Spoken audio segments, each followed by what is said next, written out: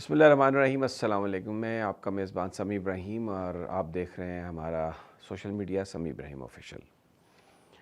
دو تین بڑی اہم ڈیولپمنٹس ہیں۔ ایک تو دارالعلوم حقانیہ کوڑا خٹک میں بم دھماکہ اور مولانا حامد الحق کی اس میں وہ شہادت ہوئی ہے ان کے ساتھ 3 اور لوگ بھی تھے۔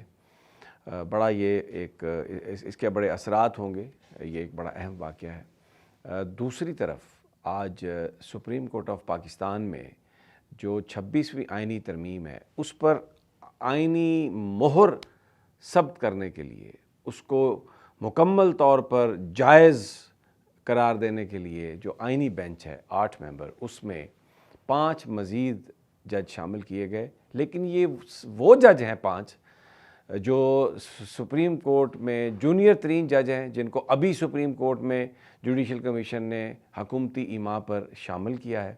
تو اب آپ یہ سمجھیں تیاری مکمل ہے، اور جو 26ویں آئینی ترمیم ہے جو ایک ناجائز طریقے سے کی گئی، جو پرسن اسپیسیفک ہے، جس نے عدلیہ کی انڈیپینڈنس پر ایک بڑا حملہ کیا، اور اس وقت صورتحال یہ ہے کہ جو چیف جسٹس ہیں ان کے بارے میں شاہد خاقان عباسی نے جو الفاظ کہے، میرے تو اتنی ہمت اور طاقت نہیں ہے کہ میں کہوں، لیکن انہوں نے اختیارات کے حوالے سے جو ان کی اوقات بتائی ہے، تو اس سے آپ کو یہ اندازہ ہوتا ہے کہ سپریم کورٹ کی کیا حالت ہے۔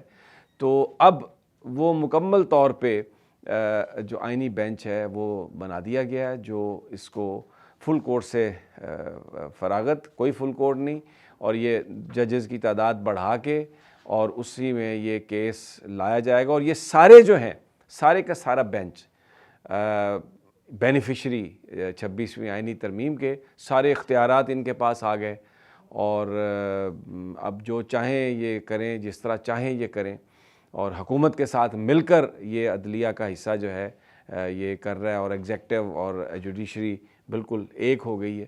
تو اب 26ویں آئینی ترمیم جو ہے اس کو سپریم کورٹ سے جائز قرار دینے کے لیے جو آخری ریچولز اور رسومات ہیں، بس اب آگے وہ آنے والی ہیں۔ یہ معاملہ طے ہو گیا، اور اب ساری نظریں جو ہیں وہ وکلاء کی تحریک پر ہیں، ساری نظریں سول سوسائٹی پر ہیں۔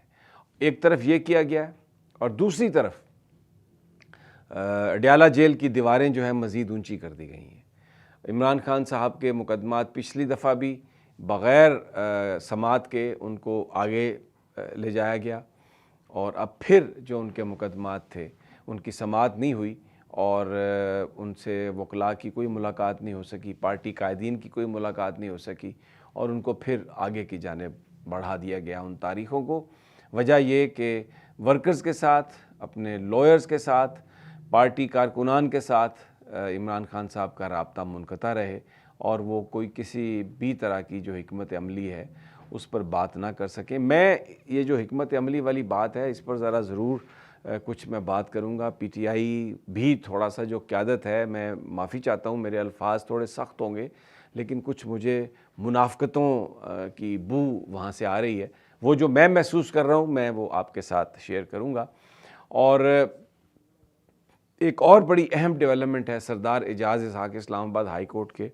انہوں نے آرڈر کیا کہ بشریٰ بی بی صاحبہ اور عمران خان صاحب کی جو جیل کے اندر عدالت میں جو ٹرائل کی سی سی ٹی وی فوٹیج ہے اس کو پیش کیا جائے، اور یہ جو سی سی ٹی وی فوٹیج ہے اس کو عدالت میں منگوانے کے لیے درخواست دی تھی مشال یوسف زئی صاحبہ نے، اور سردار اعجاز اسحاق نے اس پر آرڈر کیا ہے کہ آپ اس جو یہ سی سی ٹی وی فوٹیج ہے اس کو آپ پیش کریں عدالت میں۔ اب دیکھنا یہ ہے، اس سے پہلے عدالتی جو احکامات ہیں وہ جیل انتظامیہ نہیں مانتی، کیونکہ کہا جاتا ہے کہ جو جیل کا انتظام ہے وہ بظاہر تو سپرڈنٹ کے پاس ہے، لیکن اصل جو انتظام ہے جیل کا وہ سپرڈنٹ کے پاس نہیں ہے۔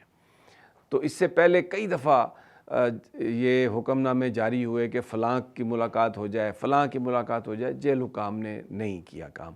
میں خود ایک بڑی زندہ مثال آپ کے سامنے ہوں۔ میرے پاس اسلام آباد ہائی کورٹ کا آرڈر ہے کہ مجھے جو ٹرائل ہے عمران خان صاحب کے وہ کور کرنے کی اجازت دی جائے، لیکن جیل حکام کہتے ہیں جی آپ جائیں جہاں مرضی جا کے آپ درخواست دے دیں، آپ کو ہم تو نہیں جانے دیں گے اندر، سوال ہی پیدا نہیں ہوتا، کیونکہ یہ معاملہ سپرنٹینڈنٹ کے اختیار میں نہیں ہے. یہ وہ لوگ جو کنٹرول کر رہے ہیں یہ ان کی ثوابدید پر ہے اور وہ بالکل یہ نہیں چاہتے. تو اب دیکھنا یہ ہے کہ کیا سردار اعجاز اسحاق صاحب جنہوں نے یہ آرڈر کیا ہے کیا ان کے احکامات پر عمل درآمد ہوتا ہے، اور کیا وہ جو سی سی ٹی وی فوٹیج ہے وہ واپس پہنچتی ہے ادھر کورٹ میں.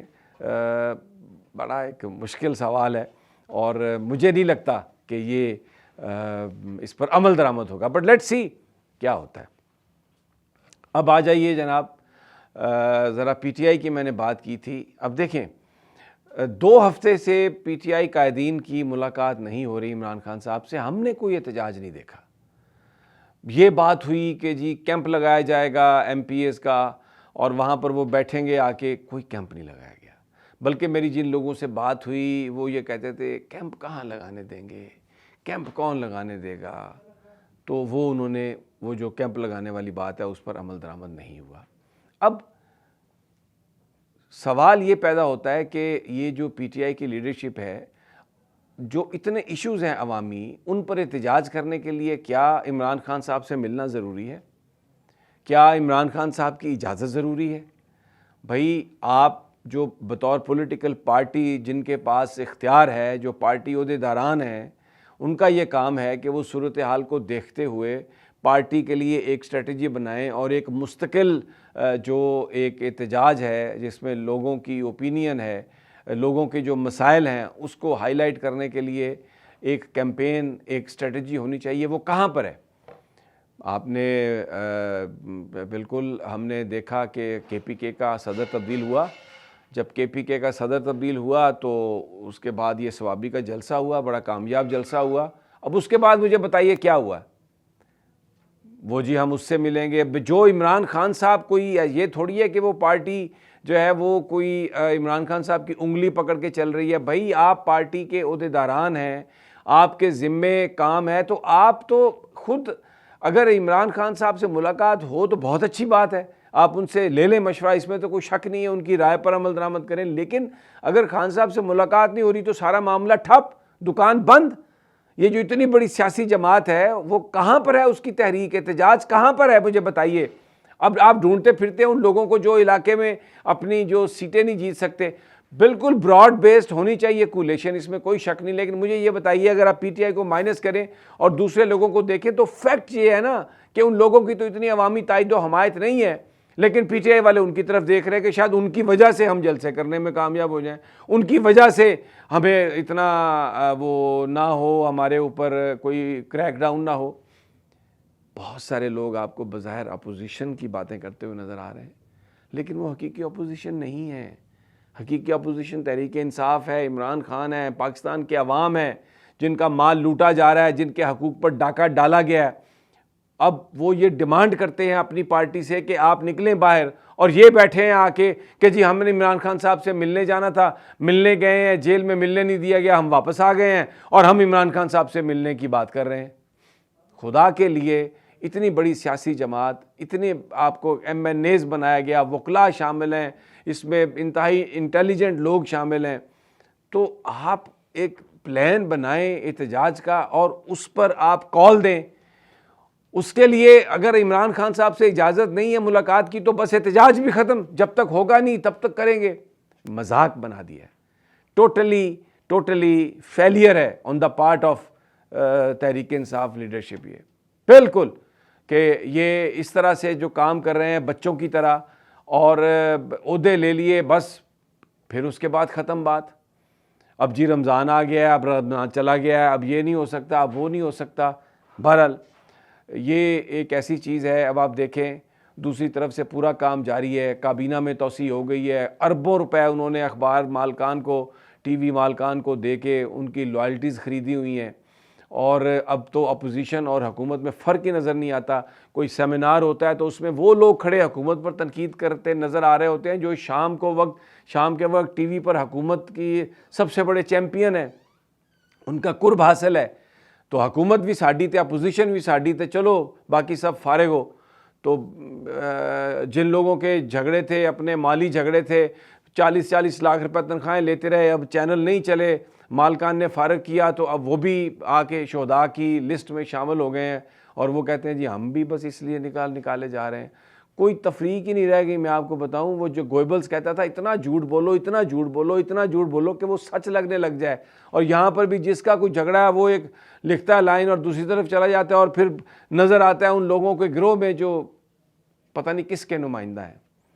بہرحال ایک بڑا عجیب اور ایک بڑا مشکل وقت ہے پاکستان پر، اور ایک واحد شخصیت ہے عمران خان جو ڈٹی ہوئی ہے، اس کے ساتھ اس کی بیوی ہے، اس کے ساتھ نظریاتی لوگ ہیں، اور آپ پاکستان کے جو کروڑوں لوگ ہیں وہ اس کے ساتھ ہیں۔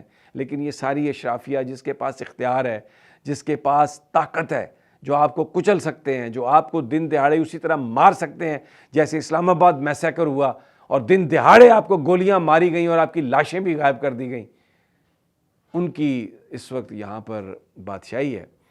تو یہ صورتحال ہے، اور انشاءاللہ آپ سے مزید بات ہوتی رہے گی۔ اگلی ویڈیو تک اجازت، اللہ نگہبان۔